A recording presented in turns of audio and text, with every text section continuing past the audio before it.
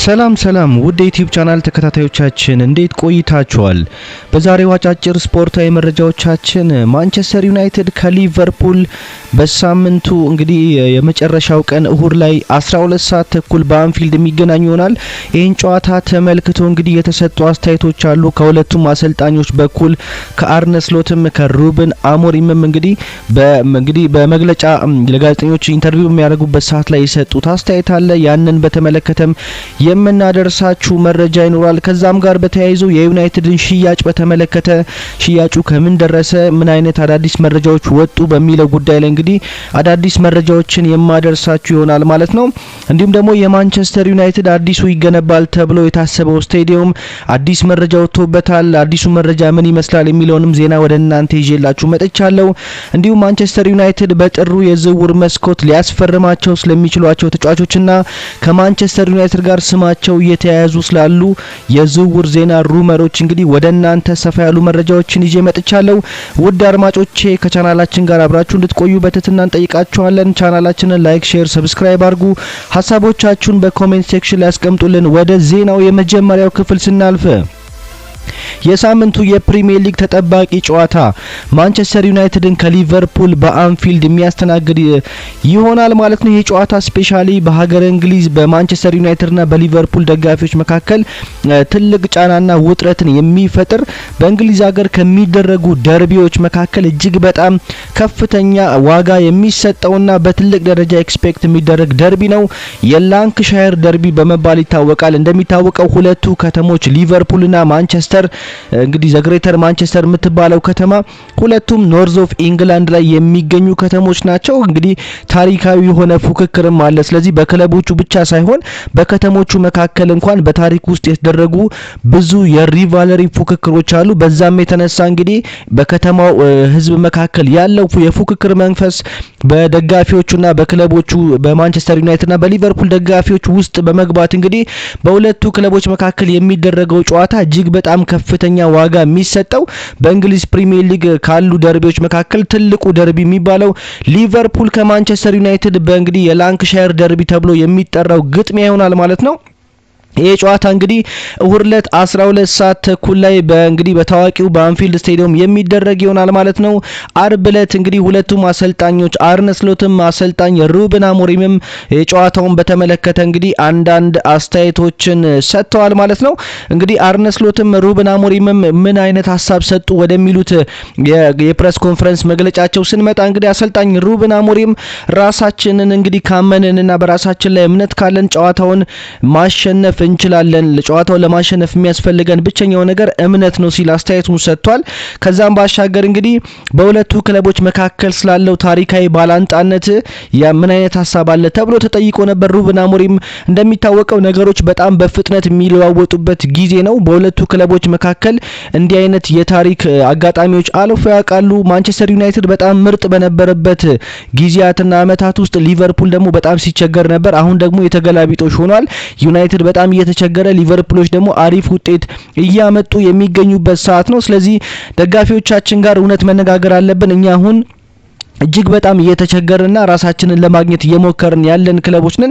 ነገር ግን ይሄንን ጨዋታ ማሸነፍ አንችልም ማለት አይደለም። ይሄን ጨዋታ ማሸነፍ እንችላለን። ራሳችንን ካሳመንንና ማሸነፍ እንችላለን የሚል እምነት ካለን ጨዋታውን አንፊልድ ላይ አሸንፈን መውጣት እንችላለን ሲል ሩበን አሞሪም አስተያየቱን ሰጥቷል ማለት ነው። ወደፊት ሊቨርፑል ያለበት ደረጃ ላይ ለመድረስ ምን ያክል ጊዜ ይፈጃል የሚለውን ነገር ብትጠይቁኝ እኔም ይሄን ልመልስላችሁ አልችልም ሲል አሰልጣኝ ሩበን አሞሪም አስተያየቱን ሰጥቷል ማለት ነው። እንዲሁም ደግሞ አርነ ስሎት ስለ ጨዋታው እንግዲህ አንዳንድ አስተያየቶችን ተጠይቆ ነበረ። አርነ ስሎት ስለ ዩናይትድ ምን አይነት ሀሳብ አለ፣ ዩናይትድ አሁን ስላሉበት አቋም ምን ትላለ ተብሎ ተጠይቆ ነበር። እንግዲህ ይበልጥ ልዩ እንደሆነ ስለማውቅ በማንቸስተር ዩናይትድና በሊቨርፑል መካከል የሚደረገውን ጨዋታ በቀላሉ አልመለከተውም። እንግዲህ የላንክሻየር ደርቢ በዓለም ላይ ከሚደረጉ ደርቢዎች መካከል ከፍተኛ ውጥረት ያለበትና የታሪካዊ ትንቅንቅ ወይም የሁለት በታሪክ የሚፎካከሩ የባላንጣ ክለቦች ውድድር ስለሆነ በቀላሉ አልመለከተውም ጨዋታውን። ማንቸስተር ዩናይትድ የውድድር ዘመኑን እንግዲህ የደረጃ ሰንጠረዡ ከሚያሳየው በተሻለ መልኩ ጥሩ የሚባል አጀማመር እንዳላቸው ይሰማኛል። ስለዚህ በጣም አስደሳች ጨዋታ ይሆናል የሚል እምነት አለኝ ሲል አሰልጣኝ አርነ ስሎት አስተያየቱን ሰጥቷል ማለት ነው። ከዛም ባሻገር እንግዲህ ስለ አሌክሳንደር ኢሳቅ ተጠይቆ ነበር። እንደሚታወቀው አሌክሳንደር ኢሳቅ ሊቨርፑል በመጨረሻው የዝውውር መዝጊያ ቀናት ላይ ከተቀላቀለ በኋላ የፕሪሲዝን ዝግጅት አለማሳለፉ እንግዲህ ከሊቨርፑል ስኳድ ጋር በቶሎ እንዳይዋሃድና የሚፈለገውን አመርቂ ውጤት እንዳያመጣ ትንሽ እክል እንደፈጠረበት ይታወቃል። እንግዲህ አርነ ስሎት በዚህ ጉዳይ ላይ አስተያየት ሲሰጥ አሌክሳንደር ኢሳቅ 5 ወይም 6 ሳምንታት የሚሆኑ የራሱ የፕሪሲዝን ዝግጅት አድርጎ ነበር። አሁን እሱ በፊትነሱ ደረጃ ላይ ስለሚገኝ እንግዲህ ከዚህ በኋላ ያለው ነገር ጀጅ ማድረግ እንችላለን። ስለዚህ ከዩናይትዱ ጨዋታ ጀምራችሁ አሌክሳንደር ኢሳቅ በሚያሳየው ፐርፎርማንስ ላይ እንግዲህ መፍረድ ትችላላችሁ ሲል ለጋዜጠኞች አስተያየቱን ሰጥቷል ማለት ነው። እንደሚታወቀው አሌክሳንደር ኢሳቅ ሊቨርፑልን ከተቀላቀለ በኋላ በአንዳንድ ጨዋታዎች ላይ ጎሎችን ማስቆጠር ቢችልም ግን እንደወጣበት ብርና ኒውካስል ላይ እንዳሳየው አቋም በተጠበቀው ደረጃ መንቀሳቀስ አልቻለም። ለዚህም ደግሞ እንደ ትልቅ ምክንያት የተቆጠረው የራሱ የሆነ የፕሪሲዝን ዝግጅት ወይም ከቡድኑ ጋር በቀድሞ ውድድር ላይ አለመለማመዱና ቀደም ብሎ ቡድኑን አለመቀላቀሉ ከቡድኑ ጋር በቶሎ እንዳይዋሃድ ትንሽ ተጽዕኖ እንደፈጠረበት አርነ ስሎት ተናግረዋል ማለት ነው። ሌላኛው እንግዲህ ከዚሁ ከማንቸስተር ዩናይትድና ከሊቨርፑል ጨዋታ ጋር በተያያዘ እንግዲህ አንዳንድ የመረጃ ተቋማት ዩናይትድ እንግዲህ የደረጃ ሰንጠረዡ ከሚያሳየው በላይ በጣም ጥሩ አቋም ያለው ቡድን እንደሆነና የሚያሳዩት መረጃዎች ወይም ስታቶች ዩናይትድ የተሻለ ቡድን እንደሆነ የሚጠቁሙ መረጃዎች ወጥተዋል ማለት ነው። እንግዲህ በተሰጡት ሬቶች መካከል ኤክስፔክትድ ጎል ወይም ደግሞ ጎል መሆን የሚችሉ እንግዲህ የተፈጠሩ ኳሶችን ስንመለከት ዩናይትድ 14.06 ኤክስጂ በማስመዝገብ በአንደኛ ደረጃ እንግዲህ ይመራል። ከዛ ፓላስ ነው ሁለተኛ፣ ሶስተኛ ሲቲ ነው ማለት ነው። እንግዲህ ብዙ የተሳኩ ረጅም ኳሶችን መቀባበል ላይ በተመለከተ ዩናይትድ 181 ቁጥር በማስመዝገብ አሁንም በአንደኛ ደረጃ ይገኛል። ከክፍት ጨዋታ ብዙ የተሳኩ ክሮሶችን በማድረግ ዩናይትድ በሁለተኛ ደረጃ ይገኛል። የሚበለጠው በወልቭስ ብቻ ነው። ወልቭስ 34 አስመዝግቧል፣ ዩናይትድ 30 አስመዝግቧል። ብዙ የግብ ሙከራዎችን በማድረግ ማንቸስተር ዩናይትድ አሁን በአንደኛ ደረጃ ተቀምጧል። 82 የግብ ሙከራዎችን አድርጓል ዩናይትድ። አርሰናል 70 ነው፣ ሊቨርፑል 69 ነው። እንግዲህ ብዙ ዱዌሎችን በማሸነፍ ደግሞ ማንቸስተር ዩናይትድ ሶስተኛ ደረጃ ላይ ተቀምጧል። ኤቨርተን አንደኛ ነው በ416፣ ወልቭስ ሁለተኛ ነው በ394፣ ዩናይትድ 371 በማስመዝገብ ሶስተኛ ደረጃ ላይ ተቀምጧል ማለት ነው። ስለዚህ ይህንን ቁጥር ከተመለከትን ዩናይትድ እንግዲህ ጥሩ የሚባል አቋም ያለው ቡድን እንጂ አሁን እንግዲህ የደረጃ ሰንጠረዡ እንደሚያሳየውና ሚዲያዎች አጋነው እንደሚያወሩት አሰልጣኝ ሩበን አሞሪም ይህን ያክል ለመባረር የሚያስችል በጣም ከፍተኛና መጥፎ የሚባል ስታት እያስመዘገበ ያለ ቡድን አይደለም እየሰራ ያለው። ቡድኑ ተስፋ አለው። የሚፈልጋቸውን የሚድፊልድ ተጫዋቾች ሲያመጣና እንግዲህ የተከላካይ መስመሩን በሚገባ ማስተካከል የሚችል ከሆነ ዩናይትድ የተሻሉ ነጥቦችን በመሰብሰብ ጥሩ ውጤት የሚያመጣበት ጊዜ ሩቅ አለመሆኑን ያሳያሉ ማለት ነው። ከዛም ባሻገር እንግዲህ ሹት ኦን ታርጌትን ከተመለከተን ዩናይትድ 4.9 በማስመዝገብ ሹት ኦን ታርጌት አንደኛ ስፍራ ላይ ተቀምጧል ማለት ነው። ስለዚህ ዩናይትድ እንግዲህ ሚዲያዎች የእንግሊዝ ሚዲያዎች ከሚያወሩትም በላይ እንዲሁም ደግሞ የደረጃ ሰንጠረዡም ከሚያሳየውም በላይ እንግዲህ ስታቶቹ የሚያሳዩት ዩናይትድ በእንግሊዝ ፕሪሚየር ሊግ ከሚገኙ ከቶፕ 3 ምርጥ ስታት እያስመዘገቡ ካሉ ቡድኖች መካከል አንዱ መሆኑ ነው። ስለዚህ አሰልጣኙ ጊዜ ይፈልጋል። ለዛም ይመስላል እንግዲህ ሰር ጂም ራትክሊፍ ለሩበን አሞሪም 3 አመት ጊዜ ሰጠዋለሁ፣ ራሱን በደንብ ዲሞንስትሬት ማድረግ መቻል አለበት፣ ጥሩ አሰልጣኝ መሆኑን እንዲያሳይ የ3 አመት ጊዜ ሰጠዋለሁ፣ ነገሮች በቅስፈት እንደማይቀየሩ እረዳለሁ። ዩናይትድን የሚያክል በጣም ትልቅ ጃገረንት የሆነ ክለብ በጣም እንግዲህ ኒጀርክ በሚባል ሪያክሽን ልንቀይረው አንችልም። ስለዚህ አሰልጣኙ ጊዜ ይፈልጋል ሲሉ እንግዲህ በባለፈው አንድ ኢንተርቪው ላይ ሰር ጂም ራትክሊፍ ተናግረዋል ማለት ነው። ከዛም ባሻገር እንግዲህ ማንቸስተር ዩናይትድን በተመለከተ ስፔሻሊ ሽያጩን በተመለከተ ሰሞኑን የወጡ አዳዲስ መረጃዎች አሉ። እንደሚታወቀው እንግዲህ ዘ አትሌቲክ የማንቸስተር ዩናይትድ አብዛኛውን ድርሻ የያዙት የግሌዘር ቤተሰቦች 2027 ፌብሩዋሪ ወር ከመምጣቱ በፊት ፕሮፊታቸውን ማክሲማይዝ ለማድረግ ዩናይትድን ሊሸጡት እያሰቡት መሆኑን ወይም ኮንሲደር እያደረጉ መሆኑን የሚገልጽ መረጃ ከለቀቀ በኋላ ምናልባት ማንቸስተር ዩናይትድን የሚሸጡ ከሆነ የማንቸስተር ዩናይትድ ፖቴንሻል ባየር የሚባሉት እንግዲህ ሼክ ጃሲም ከኳታር የዩናይትድ አረብ ኤምሬት ግሩፖች ወይም የኮንሰርቲየም ግሩፖች እንግዲህ ከዩናይትድ አረብ ኤምሬት እንዲሁም ደግሞ ከሳውዲ አረቢያ የሆኑ እንግዲህ የተሰባሰቡ የኢንቨስተሮች ስብስብ ዩናይትድን ሊገዙ ይችላሉ። ከዛም ባሻገር እንግዲህ አንዳንድ ፕራይቬት የሆኑ የግል ባለሀብቶች ስፔሻሊ ዩሮፕ ላይ የሚገኙ አንድ እንግዲህ የስዊዘርላንድ ባለሀብት አለ። የፊንላንድንም እንግዲህ የፊንላንድ ሀገር ተወላጅ የሆነም አንድም ባለሀብት አለ። የራሱን ኮንሰርቲየም ቲም ፈጥሮ በመምጣት እንግዲህ ዩናይትድን ለመግዛት ለመግዛት እጫረታለሁ ሲል ባለፈው አስተያየቱን ሰጥቶ ነበር። ስለዚህ እነዚህ ሁሉ ግለሰቦች ዩናይትድን ለመግዛት እንግዲህ አሁን ላይ ሙከራ እያደረጉ ያሉ ተቋማት ናቸው። ከነዚህ ሁሉ ውስጥ እንግዲህ በጣም ትልቅ ሬት እያገኘ ያለው ከዩናይትድ አረብ ኤምሬት የተሰባሰበው የባለሀብቶች ስብስብ ወይም የኮንሰርቲየም ግሩፕ ዩናይትድን በትክክል ሊገዛ የሚችል ተጨባጭ እንቅስቃሴ እያደረጉ እንደሚገኙ ይታወቃል ማለት ነው። እንግዲህ ከ3 ከ4 ቀን በፊት ወደ ለንደን በመሄድ ለንደን ላይ ዩናይትድ እንግዲህ ቢሮ እንዳለው ይታወቃል። ለንደን የእንግሊዝ ዋና መቀመጫ ከተማ ስለሆነች ዩናይትድ እንግዲህ በእንግሊዝ ካፒታል ከተማ ላይ የራሱ ኦፊስ አለው። ተጫዋቾችን ሲያስፈርም ወይም አንዳንድ ጉዳዮችን ሲፈጽሙ ለንደን ላይ ቢሮ ከፍተው ለንደን ላይ ባለው እንግዲህ ቢሮ አንዳንድ ነገሮችንም ጉዳዮችንም እንደሚፈጽሙ ይታወቃልና ከዩናይትድ አረብ ኤምሬት የመጡ ዴሊጌሽኖች ወይም ተወካዮች በቀጥታ ወደ ለንደን ከተማ በመሄድ እንግዲህ ለንደን ከተማ በሚገኘው የማንቸስተር ዩናይትድ ቢሮ ስብሰባዎችን በድብቅ እንዳደረጉ መረጃዎች ወጥተዋል ማለት ነው። እንግዲህ የስብሰባው ዲቴል መረጃዎች ለሚዲያ ይፋ ባይደረጉም እነዚህ የዩናይትድ አረብ ኤምሬት ኮንሰርቲየም ግሩፕ ዴሊጌሽኖች ወይም ተወካዮች እንግዲህ ለንደን በሚገኘው የማንቸስተር ዩናይትድ ኦፊስ ሄደው በድብቅ ስብሰባዎችን አድርገው ስብሰባቸውን አጠናቀው መመለሳቸው የሚታወቅ ነው ማለት ነው። እንግዲህ ይሄ መረጃ ከወጣ በኋላ በተለይ የዩናይትድ አረብ ኤምሬት ግሩፑ ተጨባጭ የሆነ እንግዲህ ዩናይትድን ከግሌዘር ቤተሰቦች ለመጠቅለል ተጨባጭ የሆነ እንቅስቃሴ እያደረጉ ከሚገኙ ባለሀብቶች ቡድን መካከል ቀዳሚውን ስፍራ ይዟል ማለት ነው። ከዛም ባሻገር እንግዲህ ማንቸስተር ዩናይትድን ለመግዛት ከዚህ በፊት ከ2 ዓመት በፊት ከፍተኛ ትንቅንቅና ፉክክር ያደረጉት የሼክ ጃሲም ቢን ሐማድ አልታሃኒ የተባሉት የኳታር ንጉሳዊ ቤተሰብ አባል እንግዲህ የማንቸስተር ዩናይትድ ደጋፊ እንደሆኑ ይነገርላቸዋል። እኚህ ግለሰብ እንግዲህ ዩናይትድን ፋውንዴሽን ክላስ ኦፍ 92 በሚባል በኩል ፋውንዴሽን 92 የሚባል አንድ ተቋም አቋቁመው በዚህ ፋውንዴሽን 92 በሚባለው ተቋም አማካኝነት ዩናይትድን ከግሌዘር ቤተሰቦች 100% ለመጠቅለል ከፍተኛ ሙከራ ያደረጉ ቢሆኑም በመጨረሻ እንግዲህ ሳይሳካላቸው ቀርቶ ማንቸስተር ዩናይትድ በከፊል 25%ቱ ለሰር ጂም ራትክሊፍ እንደተሸጠ ሁላችንም የምናስታውሰው ነው። እንግዲህ ሼክ ጃሲም አሁን ዩናይትዶች የግሌዘር ቤተሰቦች ዩናይትድን ለመሸጥ አሁንም ገበያ ላይ ካወጡት ሼክ ጃሲም ዩናይትድን ለመጫረት ይመጣሉ ተብሎ ከተጠቀሱ ግለሰቦች መካከል አንዱ ነው። ነገር ግን እስካሁን በተጨባጭ የሆነ እንቅስቃሴ አላደረጉም። ከኳታር የሆኑ ተወካዮችም ወደ ማንቸስተር ዩናይትድ ወይም ደግሞ ወደ ግሌዘር ቤተሰቦች መተው ምንም ያደረጉትም ስብሰባም ያደረጉትም ሙከራ የለም። አሁን ላይ ዩናይትድን ለመግዛት ተጨባጭ እንቅስቃሴ ያደረገ ያለው ከዩናይትድ አረብ ኤምሬት የባለሀብቶች ወይም የኮንሰርቲየም ቡድን አለ። ያ ቡድን ነው እንግዲህ በተጨባጭ መልኩ ወደ እንግሊዝ በመምጣት ለንደን ላይ ስብሰባ በማድረግ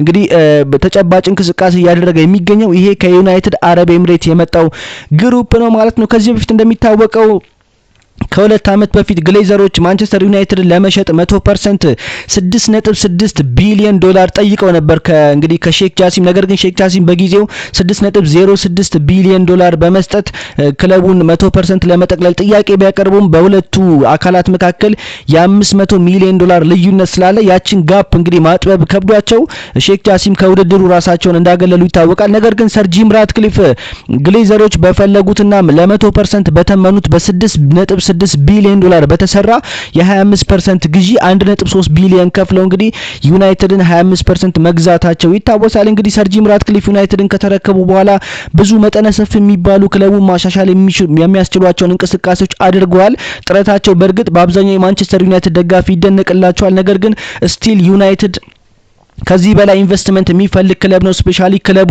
ከ1 ቢሊዮን በላይ እዳ ስላለበት ከ1 ቢሊዮን ፓውንድ በላይ እዳ ስላለበት ያንን እዳ የሚያጸዳለትና ከእዳ ነፃ የሚያደርገው ባለሀብት ይፈልጋል። ከዛም ባሻገር እንግዲህ ዩናይትድ አዲስ መሰረተ ልማት ያስፈልገዋል። ብዙ እንግዲህ የስቴዲየም ግንባታ ወይም የስቴዲየም ማሻሻያ ፕሮጀክቶችን እንግዲህ ማድረግ ያስፈልገዋል። ለዚህም ደግሞ ሰር ጂም ራትክሊፍ አክቹአሊ ዲዛይን አሰርተው እንቅስቃሴ ጀመሩ ቢሆንም ገንዘቡን ግን ከራሳቸው ፈንድ አያደርጉም። ስለዚህ ገንዘቡን ፈንድ የሚያደርጉበትን መንገድ እየፈለጉ ነው። ስለዚህ ምንም እንኳን ማንቸስተር ዩናይትድን ለማሻሻል ከፍተኛ ጥረት እያደረጉ ቢገኙም ወይም ደግሞ ዩናይትድን ለማሻሻል የሚቻላቸውን እያደረጉ ቢገኙም ነገር ግን የእሳቸው ጥረት በገንዘብ እስካልተደገፈ ድረስ ዩናይትድን ወደፊት ለማራመድ ትንሽ አስቸጋሪ መሆኑ እየተገለጸ ይገኛል። ስለዚህ ዩናይትድ ከእንግዲህ ከአረቦቹ ወይም ከኳታር ወይም ከዩናይትድ አረብ ኤምሬት ጥሩ የገንዘብ አቅም ያላቸው የክለቡን የፋይናንስ ሁኔታ በደንብ ኤክስፕሎይት ማድረግ የሚችል ባለሀብት ይፈልጋል። ግሌዘሮችም እንግዲህ ከ2027 ፌብሩዋሪ ወር በፊት ፕሮፊታቸውን ማክሲማይዝ ለማድረግ ክለቡን ለገበያ ላይ እንዳቀረቡት አሁን 100% የተረጋገጠ እውነት መሆኑ እንግዲህ ታውቋል ማለት ነው። እንግዲህ ከፌብሩዋሪ 2027 በኋላ ግሌዘሮች ዩናይትድን መሸጥ ቢፈልጉ እንኳን ያለ ሰር ጂም ራትክሊፍ ፍቃድ ምንም አይነት ነገሮችን አያደርጉም የሚሉ መረጃዎች ይወጣሉ ማለት ነው። ስለዚህ ከ2027 በፊት እንደ ኮንትራት ስምምነታቸው ከሆነ በሰር ጂም ራትክሊፍ እና በኢኒዮስ መካከል እንዳለው የኮንትራት ስምምነት መሰረት ሁለቱ አካላት የተስማሙት ዩናይትድን ለመሸጥ የሰር ጂም ራትክሊፍን ፍቃድ የሚጠይቁት ከ2027 ፌብሩዋሪ ወር በኋላ ነው። ነገር ግን ከዛ በፊት ክለቡን ለመሸጥ ቢያስቡ የግሌዘር ቤተሰቦች ኢኒዮስን ማማከር አይጠበቅባቸውም ማለት ነው። ስለዚህ የግሌዘር ቤተሰቦች ይህንን አድቫንቴጅ ተጠቅመው ከ2027 ፌብሩዋሪ ወር በፊት ክለቡን ለመሸጥ እንቅስቃሴ ያደረጉ ይገኛሉ። አሁን የግሌዘር ቤተሰቦች አጠቃላይ ሆልድ ያደረጉት የሼር መጠን እንግዲህ 48.6% ነው። አሁንም ስቲል ማጆሪቲ ሼር ሆልደር ናቸው። ሰር ጂም ራትክሊፍ 29% ድርሻ ነው ያላቸው። ሌላው እንግዲህ ድርሻ በሌሎች ባለሀብቶች ወይም ደግሞ በሌሎች ግሩፖች የተያዘ ነው። አክቹአሊ በማንቸስተር ዩናይትድ ውስጥ ሁለት አይነት ሼር እንዳለ ይነገራል። ክላስ ኤ እና ክላስ ቢ የሚባል ሼር አለ። በክለብ ውስጥ በጣም ዲሲዥኖችን ለመወሰንና የክለቡን ስትራክቸር እንደፈለጉ ለማንቀሳቀስ የሚያስፈልግ ወይም ፖቴንሻል ያለው ሼር ክላስ ቢ የሚባለው ሼር ነው። ይሄ ክላስ ቢ የሚባለው ሼር አብዛኛው ሼር የተያዘው በግሌዘር ቤተሰቦች ነው። 29% ደግሞ የተያዘው ደግሞ በሰር ጂም ራትክሊፍ ነው ማለት ነው። ስለዚህ ሰር ጂም ራትክሊፍ የ29% ድርሻን እንኳን ገዝተው ክለቡን ይሄ ፉትቦል ኦፕሬሽኑን ሊያካሂዱት የቻሉበት ምክንያትም እንግዲህ ክላስ ቢ የሚባለውን ሼር ከግሌዘር ቤተሰብ 29%ን ስለገዙ ነው። አሁንም ቢሆን 46.6% 48.6% የሚጠጋው የክላስ ቢ ሼር በግሌዘር ቤተሰቦች ነው የተያዘው። ስለዚህ ግሌዘር ቤተሰቦች አሁንም በማንቸስተር ዩናይትድ ፈላጭ ቆራጭ መሆናቸው ቀጥሏል ማለት ነው። ስለዚህ ይሄንን ሼር ነው እንግዲህ ለዩናይትድ አረብ ኤምሬት ባለሀብቶች ሸጠው ለመውጣት እንቅስቃሴ እያደረጉ የሚገኙት። ነገር ግን ይሄ ከዩናይትድ አረብ ኤምሬት ዩናይትድን ለመግዛት እንቅስቃሴ እያደረገ ያለው ኮንሰርቴም ክለቡን 100% ይጠቅልለው ወይም ደግሞ የግሌዘሮችን ሼር ብቻ 48.6%ን ሼር ብቻ ለመግዛት ያስብ ምንም የተገለጠ ነገር የለም። ነገር ግን በተጨባጭ መልኩ ዩናይትድን ለመግዛት እንቅስቃሴ እያደረጉ ከሚገኙ ቡድኖች መካከል ተጨባጭ እንቅስቃሴ እያደረገ የሚገኘው ከዩናይትድ አረብ ኤምሬት ስማቸው በግልጽ እንግዲህ ያልታወቀ አንድ የባለሀብቶች ስብስብ ወይም የኮንሰርቴም ቡድን አለ። ያ ቡድን ግን ተጨባጭ እንቅስቃሴዎችን እያደረገ እንደሚገኝ ታውቋል ማለት ነው።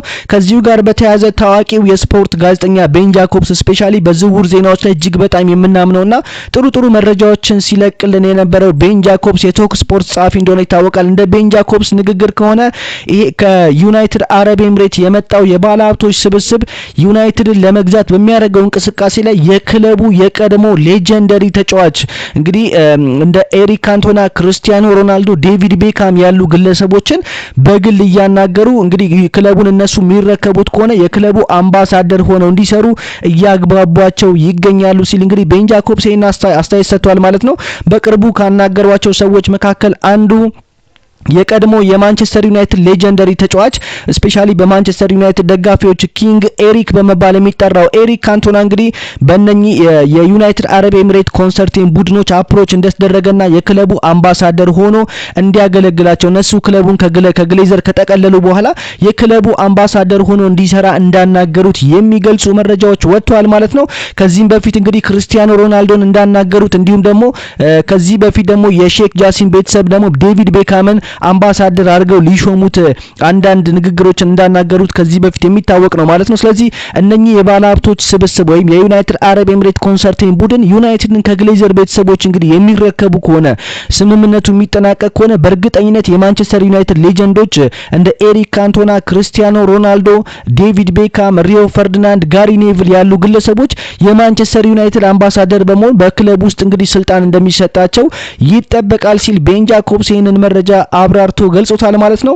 ሌላኛው እንግዲህ ማንቸስተር ዩናይትድ በሰር ጂም ራትክሊፍ አማካኝነት አዲስ ስቴዲየም በ2032 ተጠናቆ እንግዲህ ለአገልግሎት የሚውል አዲስ ስቴዲየም ለማስገንባት እንቅስቃሴ እያደረገ እንደሚገኝ ይታወቃል። ከዚህ በፊትም ውድ አድማጮች ይህን መረጃ አድርሻችሁ አውቃለሁ።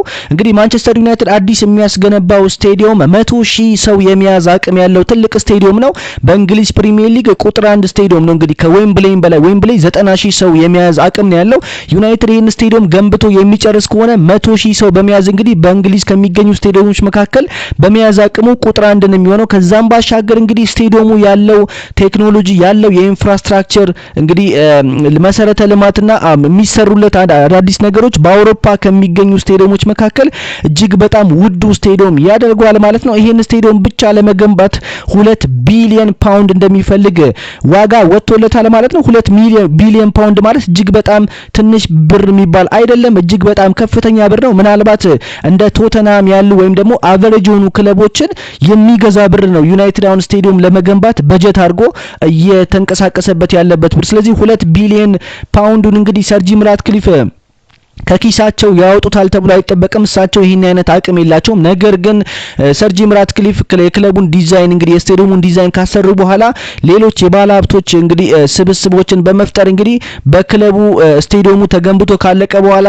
የክለቡ ስቴዲየም የሚያስገባውን ገቢና የሚያመጣውን ኢንካም እንግዲህ ለሌሎች ባለ ሀብቶች እንግዲህ በማስረዳት ልክ በህብረት ስራ መልክ ወይም ደግሞ የባለ ሀብቶች ገንዘብ አዋጥተው ይሄንን ስቴዲየም በመገንባት ወደፊት ከሚገኘው ትርፍ ላይ እንግዲህ ተጠቃሚ የሚሆኑበትን ፖሊሲ በመቅረጽ እንግዲህ የተለያዩ ባለሀብቶችን አሜሪካን ድረስ ሄደው ያናገሩ እንደሚገኙ እየተዘገበ ይገኛል ማለት ነው። ይሄ ስቴዲየም ወደ ግንባታ ሊገባ እንግዲህ አንዳንድ እንቅስቃሴዎችን እያደረገ ባለበት ሰዓት ላይ የገጠመው ችግር ምንድነው? እንግዲህ አሁን ማንቸስተር ዩናይትድ አዲሱን ስቴዲየም የሚገነባው ከኦልድ ትራፎርድ ጎን ባለው ሰፊ መሬት ነው። ስፔሻሊ ያ መሬት አብዛኛው መሬት በዚህ ሰዓት ፓርኪንግ ኤሪያ ሆኖ የሚያገለግል መሬት ነው። የተወሰነ መሬት ደግሞ እንግዲህ ከማንቸስተር ዩናይትድ ስቴዲየም ጎን አንድ ፍራይት ላይነር የሚባል ካምፓኒ አለ። ይሄ ካምፓኒ ከባባድ የባቡር እንግዲህ ጭነቶችን የሚያጓጉዝና የባቡር አገልግሎት የሚሰጥ ካምፓኒ ነው። አብዛኛው መሬት እንግዲህ በዚህ በፍራይት ላይነር ካምፓኒው የተያዘ ነው። ይሄ ፍራይት ላይነር ካምፓኒ ለአዲሱ ስቴዲየም ግንባታ የሚሆነውን መሬት ማንቸስተር ዩናይትዶች እንዲሸጥላቸው ሲያናገሩት እንግዲህ 400 ሚሊዮን ፓውንድ ነው መሬቱን ለመሸጥ የጠየቃቸው።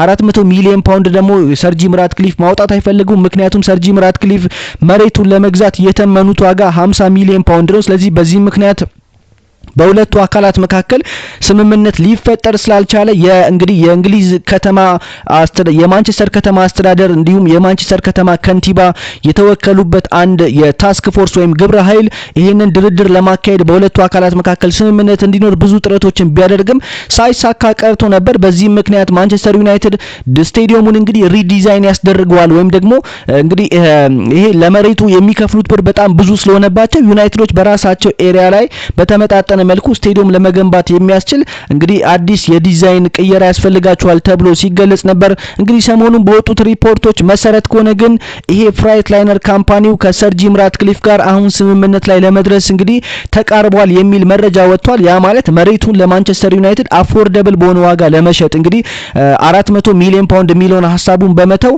እሳቸውም ደግሞ ሰር ጂም ራትክሊፍ 50 ሚሊዮን ፓውንድ የሚለውን ሐሳባቸውን በመተው በዛ መካከል ላይ ሁለቱንም ሊያግባባ የሚችል የገንዘብ መጠን ላይ እየተስማሙ እንደሆነ መረጃዎች ወጥተዋል ማለት ነው። ይሄ ስምምነት የሚጠናቀቅ ከሆነና ማንቸስተር ዩናይትድ ያንን መሬት ከፍራይት ላይነር ካምፓኒው የሚገዛ ወይም የሚጠቀልል ከሆነ በቀጣይ ሊደረግ የታሰበው ነገር ምንድነው? ስቴዲየሙ ዲዛይኑ አይቀየርም ማለት ነው። ስለዚህ ስቴዲየሙ ልዩ ከሚያደርጉት የዲዛይኑ ክፍሎች መካከል አንዱ እንግዲህ በዲዛይኑ ላይ ከተመለከታችሁ 3 ፒላሮች አሉ፣ ወደ ላይ የሚቆሙ ታወሮች አሉ።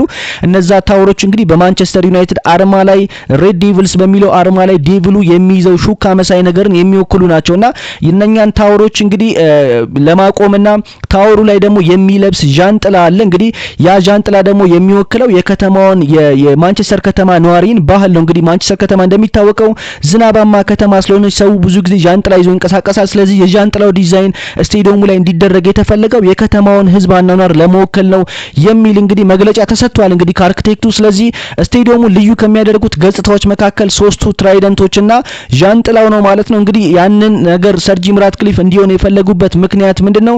ዩናይትድ መገንባት ያለበት ስቴዲየም በዓለም ላይ የትኛውም ሰው ስቴዲየሙን ሲመለከተው ወይም የስቴዲየሙን ዲዛይን ሲያየው ይሄ የማንቸስተር ዩናይትድ ስቴዲየሙ ነው በማለት እንግዲህ በቀላሉ የሚለዩትን አይነት ለየት ያለ ዲዛይን ፊቸር እንዲካተትበት ፈልጓል። ለምሳሌ አንድ ሰው ፓሪስ ከተማ ላይ ሄዶ ኤፍል ታወርን ቢመለከት ወይም ኤፍል ታወርን በፎቶ ቢያይ ይሄ እንግዲህ ኤፍል ታወር ፓሪስ ከተማ የሚገኘው ኤፍል ታወር ነው ብሎ በቀላሉ ይለየዋል። ምክንያቱም ዲዛይኑ ለየት ያለ በሌላው ዓለም ያልተሰራ ዲዛይን ስለሆነ ማንኛውም ሰው ኤፍል ታወርን ሲመለከት ፓሪስ ከተማን ያስታውሳል። ልክ እንደዛ ሁሉ ማንኛውም ሰው የዚህን ስቴዲየም ዲዛይን ሲመለከት ይሄ ዲዛይን የማንቸስተር ዩናይትድ ስቴዲየም ነው ብሎ በቀላሉ የሚለየው ለየት ያለ የዲዛይን ፊቸር ያለው ስቴዲየም እንዲሆን ፈልገው እንግዲህ አርክቴክቱ አርኪቴክቱ ኖርማል ፎስተር ይባላሉ። የማንቹኒያን ተወላጅ ናቸው። እሳቸውም የማንቸስተር ደጋፊ እንደሆኑ ይነገርላቸዋል። እኚህ ሰውዬ ናቸው እንግዲህ ዲዛይኑን ለየት ባለ ፊቸር ሶስቱን ትራይደንቶች አቁመው እንግዲህ ለክለቡ ለስቴዲየሙ ደግሞ እንደ ጥላ የሚያገለግል ዣንጥላ ከዛው ከትራይደንቶቹ የሚወርድና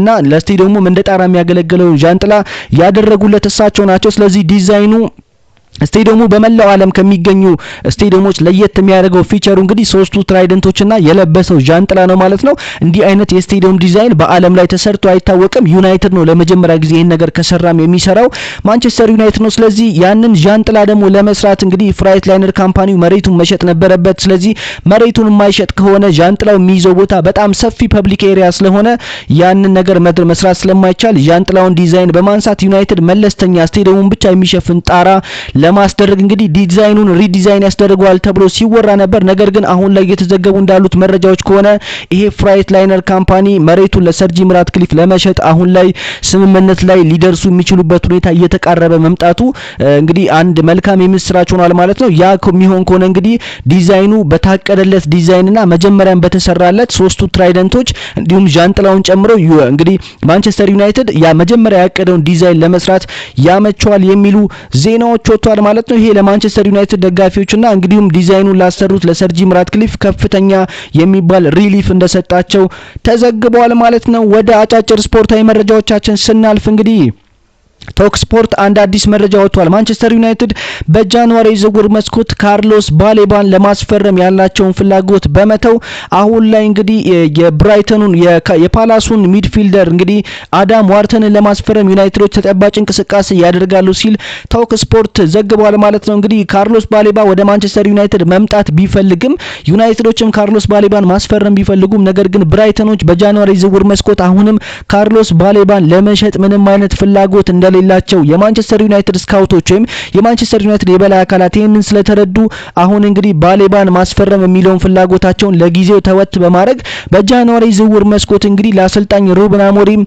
ሪሊፍ መስጠት የሚችልና የቡድኑን የሚድፊልድ እንግዲህ ቦታ ማጠናከር የሚችልን ተጫዋች ለማግኘት ፊታቸውን ወደ አዳም ዋርተን ማዞራቸው ተዘግቧል ማለት ነው። ስለዚህ ካርሎስ ባሌባ ምናልባት ወደ ማንቸስተር ዩናይትድ የሚመጣም ከሆነ በሚቀጥለው ዓመት በ2026 የክረምቱ የዝውውር መስኮት ነው ሊመጣ የሚችለው። በጃንዋሪ ዝውውር መስኮት ብራይተኖች አሁንም ተጫዋቹን ለመሸጥ ምንም አይነት ፍላጎት የላቸውም የሚል መረጃዎች ወጥተዋል ማለት ነው። ስለዚህ ዩናይትዶች በጃንዋሪ ዝውውር መስኮት አዳም ዋርተንን ከፓላስ ለማስፈረም 60 ሚሊዮን ፓውንድ እንደበጀቱ መረጃዎች እየወጡ ይገኛሉ። ስለዚህ ዩናይትዶች በጃንዋሪ ዝውውር መስኮት አማካይ ለማስፈረም የመጀመሪያ ጥያቄ የሚያቀርቡት ለክሪስታል ፓላሱ ተጫዋች ለአዳም ዋርተን እንደሆነ ቶክ ስፖርት አስነብቧል ማለት ነው። ከዛም ባሻገር እንግዲህ የማንቸስተር ዩናይትዱ ተጫዋች ብራያን ምቤሞ ካርሎስ ባሌባ ማንቸስተር ዩናይትድን እንዲቀላቀል እያሳመነው ይገኛል ሲል ዘሰን ስፖርትን መረጃ ይዞ ወጥቷል ማለት ነው። እንግዲህ ሰሞኑ እንደሚታወቀው የኢንተርናሽናል ብሬክ ጨዋታዎች ነበሩ።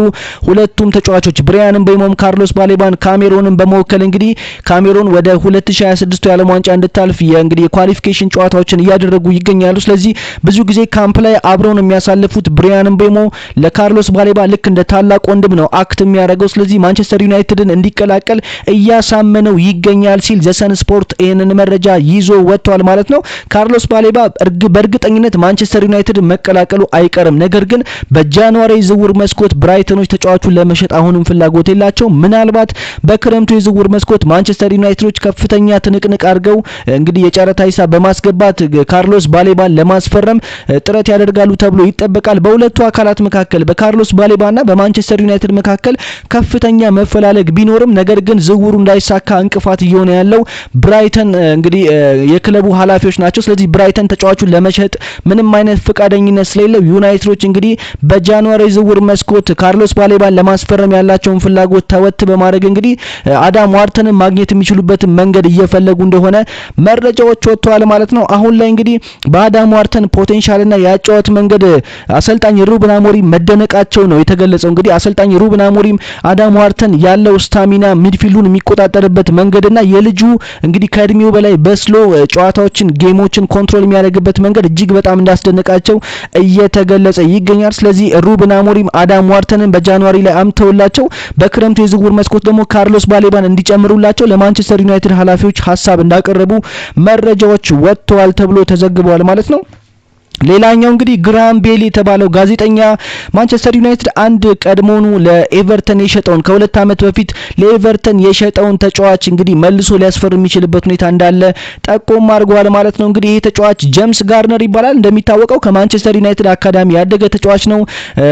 ኤሪክ ቴናግ የማንቸስተር ዩናይትድ አሰልጣኝ በነበረበት ዘመን በ2022 ነው እንግዲህ ዩናይትድን በመልቀቅ ወደ ኤቨርተን በ9 ሚሊዮን ፓውንድ የተቀላቀለው። አሁን በኤቨርተን ያለው ኮንትራት በ2026 ክረምት ላይ ይጠናቀቃል ተብሎ ተዘግቧል። ስለዚህ አሰልጣኝ ሩበን አሞሪም ጄምስ ጋርነርን ወደ ማንቸስተር ዩናይትድ መልሰው እንዲያመጡላቸው በልጁ ላይ ፍላጎት ማሳየታቸው ተዘግቧል ሲል ግራም ቤሊ የተባለው ጋዜጠኛ ይህንን መረጃ አውጥቷል ማለት ነው። ስለዚህ ማንቸስተር ዩናይትዶች በ2026 ክረምት ላይ ኮንትራቱ ከኤቨርተን የሚጠናቀቀውን የቀድሞ የአካዳሚ ተጫዋቻቸውን ጄምስ ጋርነርን ለማስፈረም እንግዲህ ድጋሚ ሊሞክሩ ይችላሉ የሚሉ መረጃዎችን እንዳለ እንግዲህ ግራም ቤሊ የተባለው ጋዜጠኛ ዘግቧል ማለት ነው። ሌላው ቢቢሲ ስፖርት ያወጣውን መረጃ ስንመለከት ቡርኖ ፈርናንዴዝ ወደ ሳውዲ ፕሮ ሊግ ለመሄድ ምንም አይነት ፍላጎት የለውም። እንግዲህ በአመቱ መጨረሻ ላይ ቡርኖ ፈርናንዴዝ ማንቸስተር ዩናይትድን የአውሮፓ ሻምፒዮንስ ሊግ ተሳታፊ ለማድረግ የሚችለውን ጥረት ያደርጋል። ቡድኑ የተሻለ ውጤት ይዞ እንዲያጠናቅቅ የሚችለውን ጥረት አድርጎ ቡድኑ እንግዲህ የአውሮፓ ሻምፒዮንስ ሊግ ተሳትፎን ኮንፈርም የሚያደርግ ከሆነ የሚያረጋግጥ ከሆነ በሚቀጥለው አመት በዩናይትድ ቤት መቆየት እንደሚፈልግ መረጃዎች ወጥተዋል። አንለስ ኤንድ አዘርዋይስ ማንቸስተር ዩናይትድ ገፍቶ ቡርኖ ፈርናንዴዝን ለማስወጣት ካልፈለገ በስተቀር ቡርኖ ፈርናንዴዝ በማንቸስተር ዩናይትድ ቤት ለተጨማሪ 1 አመት አይደለም 2 አመት መቆየት እንደሚፈልግ ነው እንግዲህ ቢቢሲ ስፖርት የዘገበው። ነገር ግን ማንቸስተር ዩናይትድ በሚቀጥለው አመት ላይ የአውሮፓ ሻምፒዮንስ ሊግ ተሳትፎ የማይኖረው ከሆነ ወደ ሌላ የአውሮፓ ሻምፒዮንስ ሊግ ተሳትፎ ወደ አውሮፓ ክለብ እንደሚዘዋወር ነው መረጃው እንግዲህ የዘገበው። ስለዚህ ቡርኖ ፈርናንዴዝ በምንም አይነት ሁኔታ ወደ ሳውዲ ፕሮ ሊግ በመሄድ መጫወት ፍላጎት እንደሌለው የሚያሳዩ መረጃዎችን ነው እንግዲህ ቢቢሲ ስፖርት የለቀቀው ማለት ነው። ምናልባት በማንቸስተር ዩናይትድ ቡርኖ ፈርናንዴዝ ተስፋ ከቆረጠና ቡድኑ ወደ አውሮፓ ሻምፒዮንስ ሊግ የማይሳተፍ ከሆነ በአመቱ መጨረሻ ላይ ቡድኑ ጥሩ ውጤት ይዞ የማያጠናቅቅ ከሆነ ቡርኖ ፈርናንዴዝ ወደ ባየር ሙኒክ ወይም ወደ አንድ ትልቅ የአውሮፓ ክለብ በመሄድ እንግዲህ የአውሮፓ ሻምፒዮንስ ሊግ ተሳትፎን መጫወት ይፈልጋል። ስለዚህ ቡርኖ ፈርናንዴዝ አሁንም ቢሆን ዩናይትድ ቤት ያለው ነገር እንግዲህ ተስፋ ካስቆረጠውና በዩናይትድ ቤት መቀጠል የለብኝም ብሎ ካመነ ወደ ሳውዲ ፕሮ ሊግ ሳይሆን ወደ ሌላ ትልቅ ወደ አውሮፓ ክለብ እንግዲህ የአውሮፓ ሻምፒዮንስ ሊግን ወደሚጫወት ክለብ በመሄድ እንግዲህ የአውሮፓ ውድድሮች ላይ መሳተፍ ይፈልጋል ሲል ቢቢሲ ስፖርት ይህንን መረጃ ይዞ ወጥቷል ማለት ነው። ነገር ግን በዚህ አመት የቡርኖ ፈርናንዴዝ እቅድ ክለቡን ወደ አውሮፓ መድረክ መመለስና ክለቡ በዚህ አመት ጥሩ ደረጃ ይዞ እንዲያጠናቅቅ ማድረግ ነው። ይሄ ከሆነ በሚቀጥለው አመት ቡርኖ ፈርናንዴዝ በዩናይትድ ቤት መቆየት ይፈልጋል ሲል ቢቢሲ ስፖርት ይህንን መረጃ ይዞ ወጥቷል ማለት ነው። ሌላኛው እንግዲህ ቲም ቶኮች ሃሪኬንን በተመለከተ አንድ መረጃ ወጥቷል። ማንቸስተር ዩናይትድ ሃሪኬንን ለማስፈረም ፉክክር ላይ ካሉ ክለቦች መካከል አንዱ ነው ሲል ቲም ቶክ ይህንን መረጃ ሪፖርት አድርጓል ማለት ነው። እንግዲህ ሃሪኬን በሚቀጥለው አመት ክረምት ላይ ከባየር ሙኒክ ጋር ያለው ኮንትራት ይጠናቀቃል። ስለዚህ ኮንትራቱ ሲጠናቀቅ እንግዲህ ወደ እንግሊዝ ሀገር በመመለስ እንግዲህ በአለን ሽረር ተይዞ የነበረውን የከፍተኛ የእንግሊዝ ፕሪሚየር ሊግ ጎል አስቆጣሪ ሪከርድን ለመስበርና ያንን ሪከርድ በእጁ ለማስገባት ተመልሶ ወደ ፕሪሚየር ሊግ በመምጣት መጫወት እንደሚፈልግ ተገልጿል። ለዚህም ደግሞ የቀድሞ ክለቡ ቶተናም እንግዲህ በቀዳሚነት ሃሪኬንን ለማስፈረም ከፍተኛ ሙከራ ያደረጉ ካሉ ክለቦች መካከል በቀዳሚነት ተቀምጧል። ነገር ግን ሃሪኬንን ለማስፈረም የሚፈልገው የቀድሞ ክለቡ ቶተናም ብቻ ሳይሆን ማንቸስተር ዩናይትድ ራሱ ሃሪኬንን ለማስፈረም ከሚፈልጉ ክለቦች መካከል አንዱ ነው ሲል ቲም ቶክ ይህንን መረጃ አስነብቧል ማለት ነው። ነገር ግን ቶተናም ሰፊ ድል አላቸው። ምክንያቱም የቀድሞ ተጫዋቻቸውም ስለሆነ ለቶተናምም እንግዲህ ሃሪኬን ልዩ ፍቅር ስላለው እንዲሁም ደግሞ ቶተናም ሃሪኬን የሚጠይቀውን ደሞዝ መክፈል የሚችል ክለብ ስለሆነ እንዲሁም ደግሞ በውል ማፍረሻው ላይ የተቀመጠውን ገንዘብ ከፍሎ ለመውሰድ ከፍተኛ ፍላጎት ያለው ክለብ ቶተናም ስለሆነ ምናልባት ወደ ቶተናም የሚመለስበት እድል ሰፊ ነው ሲል ቲም ቶክ አስነብቧል። ነገር ግን ቶተናም እንግዲህ ሃሪኬንን በሆነ ምክንያት የማያስፈርመው ከሆነ ማንቸስተር ዩናይትድ በእርግጠኝነት ሃሪኬንን ከባየር ሙኒክ ለማስፈረም ከሚሞክሩ ክለቦች መካከል አንዱ ናቸው ሲል ቲም ቶክ አስነብቧል ማለት ነው። ሌላኛው እንግዲህ የጣሊያኑ ጋዜጣ ቴሌግራፍ የተባለው አንድ የመረጃ ተቋም እንግዲህ ማንቸስተር ዩናይትድ የአል ቃዲያሲ የተባለውን ተጫዋች እንግዲህ አንድ ማቴዎ ሬታጊ የሚባል አንድ አጥቂ ያለ እንግዲህ ይሄ አጥቂ ባለፈው አመት የሴሪያ ከፍተኛ ጎል አስቆጣሪ ነበር። ነገር ግን በዛው አመት እንግዲህ ወደ አረብ ክለብ ወደ ኳታር ክለብ በመሄድ እንግዲህ አሁን በኳታር እየተጫወተ ይገኛል። ይሄንን አጥቂ ለማስፈረም ዩናይትድ ይፈልጋል። ለዚህም ደግሞ 60 ሚሊዮን ፓውንድ ፓውንድ ለመክፈል ፈቃደኛ ናቸው ሲል ከወደ ጣሊያን አካባቢ እንግዲህ አንዳንድ ስፖርታዊ መረጃዎችን በመልቀቅ የሚታወቀው ቴሌግራፍ የተባለው ጋዜጣ ይህንን መረጃ አስነብቧል ማለት ነው። ዩናይትዶች በእርግጥ አሁን ላይ እንግዲህ በቤንጃሚን ሼሽኮ ከፍተኛ እምነት አላቸው። ምናልባት ቤንጃሚን ሼሽኮ የሚጎዳ ከሆነ አሁን ላይ እንግዲህ ኔዘርላንዳዊው አጥቂ ጆሹዋ ዘርኪዚ በዩናይትድ ቤት የመቆዩት ነገር አጠራጣሪ ስለሆነ ምናልባት ጆሹዋ ዘርኪዚ የሚለቅ ከሆነ ዩናይትዶች ይህንን አጥቂ ሊያስፈርሙ የሚችሉበት እድል እንዳለ ቴሌግራፍ የተባለው ጋዜጣ አስነብቧል ማለት ነው። ሌላኛው እንግዲህ ዘሰን ስፖርት ይዞት የወጣው እጅግ በጣም አስቂኙ መረጃ ማንቸስተር ዩናይትዶች ምናልባት አሰልጣኝ ሩበን አሞሪምን ለማባረር የሚወስኑ ከሆነ የቀድሞ የማንቸስተር ሲቲ አለቃ ሮቤርቶ ማንሲኒ እንግዲህ ለጓደኞቹ ማንቸስተር ዩናይትድ እኔን ያስፈርመኛል፣ እንግዲህ ሩበን አሞሪም ዩናይትድን የሚለቅ ከሆነ ማንቸስተር ዩናይትድ ለማስፈረም ከሚፈልጋቸው አሰልጣኞች ዝርዝር የኔን ስም አካቶታል ሲሉ ለጓደኞቻቸውን መናገራቸውን ዘሰን ስፖርት ዘግቧል ማለት ነው። እንደሚታወቀው ሮቤርቶ ማንሲኒ በማንቸስተር ሲቲ ታሪክ የመጀመሪያውን የፕሪሚየር ሊግ ዋንጫ ያመጣላቸው አሰልጣኝ ነው። እንግዲህ ያኔ ሰር አሌክስ ፈርጉሰን ማንቸስተር ዩናይትድን በሚያሰለጥኑበት በ2011 የ2012 የውድድር ሲዝን ከማንቸስተር ዩናይትድ ጋር አንገት ለአንገት ተናቀው በነጥብ እኩል ሆነው እንግዲህ የመጨረሻ ጨዋታቸውን በሚጠብቁበት በዛ ሁኔታ ላይ እንግዲህ ማንቸስተር ሲቲዎች በሜዳቸው ኪፒአርን 3-2 በማሸነፍ ሰርጂዮ አጉዌሮ ባለቀ ሰዓት ያንን ጎል በማስቆጠር ዩናይትድን እንግዲህ በጎል ብልጫ ፕሪሚየር ሊጉ ነጥቀውታል። በማንቸስተር ሲቲ ታሪክ የመጀመሪያውን ዋንጫ ለማንቸስተር ሲቲ ያመጣላቸው አሰልጣኝ ሮቤርቶ ማንሲኒ ነው። ይሄ አሰልጣኝ እንግዲህ በብዙ የማንቸስተር ዩናይትድ ደጋፊዎች ስፔሻሊ እንግሊዝ ሀገር በሚገኙ የማንቸስተር ዩናይትድ ደጋፊዎች አይወደድም። ነገር ግን ዘሰን ይዞት እንደወጣው መረጃ ከሆነ ግን ማንቸስተር ዩናይትድ አሰልጣኝ ሩበን አሞሪምን ለማባረር የሚወስን ከሆነ እሱን ለመተካት እንግዲህ ስማቸውን ከዘረዘራቸው አሰልጣኞች ተርታ የኔ ስም ይገኝበታል ሲሉ ራሳቸው ሮቤርቶ ማንሲኒ ለጓደኞቻቸው መናገራቸውን ዘሰን ስፖርት አስነብቦናል ማለት ነው። ሌላኛው እንግዲህ ጋዜጣ ዴሎ ስፖርት ያወጣው መረጃ ነው። እንደ ጋዜጣ ዴሎ ስፖርት ዘገባ ከሆነ ሮማዎች አሁን ላይ ጆሹዋ ዘርኪዚን ከማንቸስተር ዩናይትድ ለማስፈረም እንግዲህ ከፍተኛ ፍላጎት እንዳላቸው ዘግቧል። ሌላኛው የጣሊያን ክለብ ኮሞም እንግዲህ ጆሹዋ ዘርኪዚን ከማንቸስተር ዩናይትድ ለማስፈረም የፋይናንስ ሁኔታቸው ይፈቅድላቸዋል። ስለዚህ በጃንዋሪ ዝውውር መስኮት ጆሹዋ ዘርኪዚ ማንቸስተር ዩናይትድን ለመልቀቅ የሚያስብ ከሆነ በእርግጠኝነት ሮማና ኮሞ ጆሹዋ ዘርኪዚን ለማስፈረም ይፎካከራሉ ሲል ጋዜጣ ዴሎ ስፖርት ይህንን መረጃ አስነብቧል ማለት ነው። እንደሚታወቀው ጆሹዋ ዘርኪዚ እስካሁን ባለው ሁኔታ በማንቸስተር ዩናይትድ ሰፊ የጨዋታ እድል እየተሰጠው አይደለም። እንግዲህ አንዳንድ ጨዋታዎች ላይ ተቀይሮ ሲገባ አይተነዋል። ነገር ግን በቋሚነት በሱ ቦታ እየተሰለፈ ያለው ቤንጃሚን ሼሽኮ ነው። ስለዚህ ሰፊ የጨዋታ እድል የማያገኝ ከሆነ ከፊታችን እንግዲህ በ2026 ክረምት ላይ የዓለም ዋንጫ ይደረጋል። ይሄ የዓለም ዋንጫ እንግዲህ በዋነኛነት አሜሪካ፣ ሜክሲኮና ካናዳ ለሶስት የሚያዘጋጁት ይሆናል።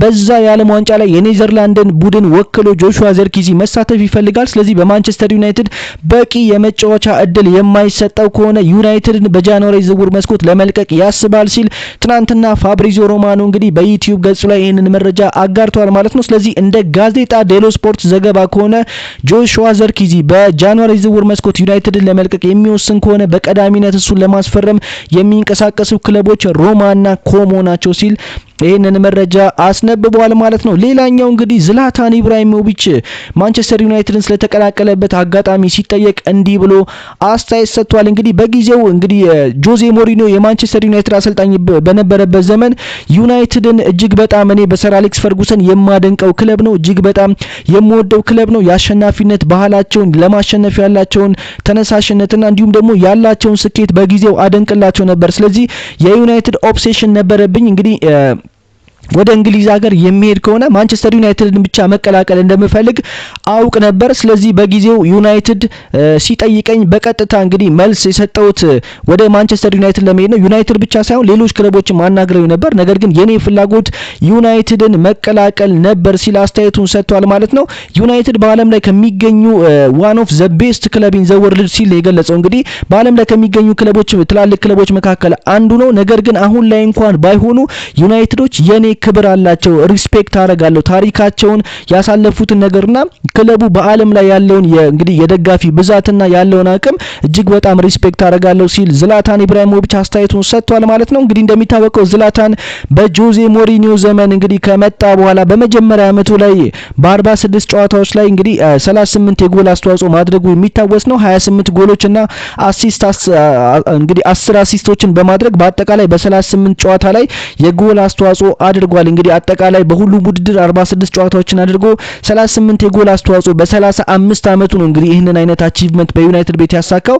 እንግዲህ በዩናይትድ ቤት ከሰር አሌክስ ፈርጉሰን ዘመን በኋላ ዩናይትድን መተው ከጠቀሙ ጥቂት ተጫዋቾች መካከል አንዱ ዝላታን ኢብራሂሞቪች እንደሆነ ይታወቃል ማለት ነው። የቀድሞ የማንቸስተር ዩናይትድ ሚድፊልድ ማስተር ፖል ስኮልስ እንግዲህ ሰሞኑን አንድ አስተያየት ሰጥቷል። እንደ ፖል ስኮልስ አስተያየት ከሆነ ሉክ ሾ፣ ሃሪ ማጓየር እና ካስሚሮ ሁሉም እንግዲህ ጥሩ ተጫዋቾች ቢሆኑም አሁን ላይ እንግዲህ ፕሪሚየር ሊጉ የሚፈልገውን ፍጥነት፣ ቅልጥፍናና ጉልበት የላቸውም ሲል ተችቷቸዋል ማለት ነው። አሁን ላይ እንግዲህ እድሜያቸውም እየገፋ ስለመጣ አቅማቸውም በዛ ልክ እየወረደ ነው። ፕሪሚየር ሊጉ የሚፈልገው አይነት ጉልበት፣ ቅልጥፍናና ፍጥነት የላቸውም። ዩናይትድንም እንግዲህ በበቂ ሁኔታ ሊጠቅሙ አይችሉም። ስለዚህ ዩናይትድ አሁን ላይ ውጤቱ እየተበላሸ የሚገኘው እነዚህ ሶስት ተጫዋቾች በቋሚ 11 ውስጥ በመካተት ወሳኝ ቦታዎችን እንሸፍናለን ብለው እንግዲህ የጨዋታ እድል በሚያገኙበት ሁኔታ ላይ እነዚህ ተጫዋቾች በሚሰሩ ስህተት ነው ዩናይትድ ዋጋ እየከፈለ የሚገኘው። እነኚህ ሶስት ተጫዋቾች እንግዲህ በዘመናቸው ጥሩ እግር ኳስ ተጫዋች ቢሆኑም አሁን ላይ እንግዲህ ፕሪሚየር ሊጉ የሚመጥነውን ወይም ደግሞ ፕሪሚየር ሊጉ የሚፈልገውን አይነት ፍጥነት፣ ቅልጥፍናና ጉልበት ስለሌላቸው ቡድኑን እንግዲህ ዋጋ እያስከፈሉት ይገኛሉ። ዩናይትድ ይሄን ነገር ሊያስብበት ይገባል። እነኚህን ሶስት ተጫዋቾች እንግዲህ ቤንች ላይ በማስቀመጥ በሌሎች ተጫዋቾች መተካት አለበት ሲል ፖል ስኮልስ አስተያየቱን ሰጥቷል ማለት ነው። ውድ አድማጮቼ ለዛሬ የነበሩኝ አጫጭር ስፖርታዊ መረጃዎች እነዚህን ይመስላሉ። በሚቀጥለው ቀን ዩናይትድን የተመለከቱ ሌሎች መረጃዎች ሲኖሩ ፈጠን ብዬ መረጃውን ወደ እናንተ ይዤ የምመጣ ይሆናል። ቻናላችንን ላይክ፣ ሼር፣ ሰብስክራይብ አድርጉ። ሀሳቦቻችሁን በኮሜንት ሴክሽን ላይ አስቀምጡልን። በሚቀጥለው ቀን እስክንገናኝ ሰላም ሁኑ። ባባይ